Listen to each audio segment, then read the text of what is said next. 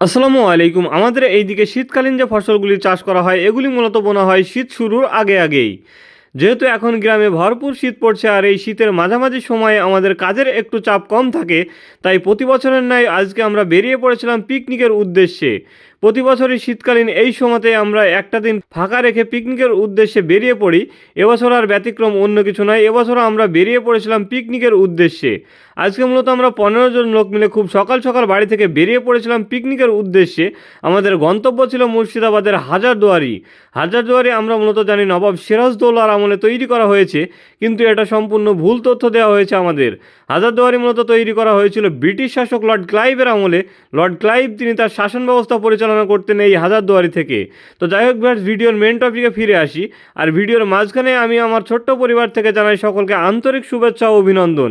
আমি গতকালকে একটা ফটো পোস্ট করেছিলাম, সেখানে বলেছিলাম যে একজন ব্যক্তি নিখোঁজ বা খুঁজে পাওয়া যাচ্ছে না। তো আপনাদের সহযোগিতায় আমরা তাকে আবার পুনরুদ্ধার করতে সক্ষম হয়েছি। বিশেষভাবে অভিনন্দন জানাই আহসান হাবিব মণ্ডল ভাইকে। উনি আমাদের সর্বপ্রথম ওই ব্যক্তিকে খুঁজে পেতে সাহায্য করেছিলেন। তো যাই হোক ভিউয়ার্স, আমরা 15 জন লোক মিলে খুব সকাল সকাল বাড়ি থেকে বেরিয়ে পড়েছিলাম মুর্শিদাবাদের হাজারদুয়ারিতে।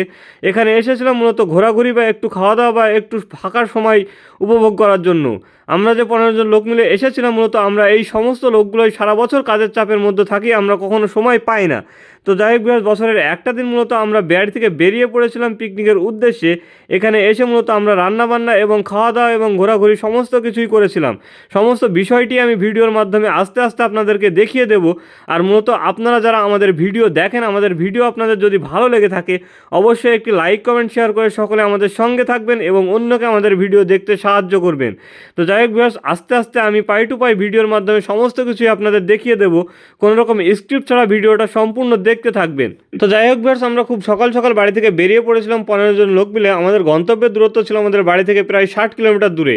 যেহেতু আমরা খুব সকাল সকাল বাড়ি থেকে বেরিয়েছিলাম তাই কোনো রকম খাওয়া দাওয়া করিনি। আমরা সর্বপ্রথম পৌঁছে আমরা আমাদের টিফিনটিকে সেরে নিই। আমরা খাওয়া দাওয়া শেষ করে এবং সকলে মিলে রান্না বাড়াটা শেষ করি এবং দুপুরে রান্না হয়ে যাওয়ার পরে আমরা দুপুরে সবাই মিলে একসঙ্গে খাওয়া দাওয়া করি এবং খাওয়া দাওয়ার পরে একটু ঘোরাঘুরির উদ্দেশ্যে বেরিয়ে পড়ি।